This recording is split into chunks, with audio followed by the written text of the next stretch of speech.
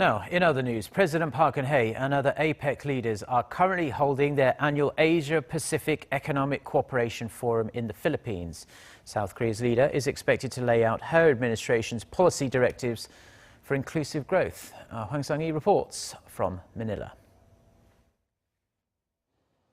This year's APEC summit focuses on building inclusive economies, building a better world.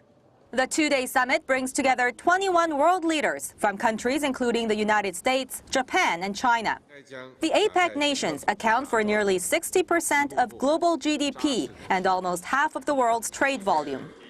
The presidential office of Cheong Wa Dae says President Park will lay out specific policy directives for inclusive growth based on South Korea's experience.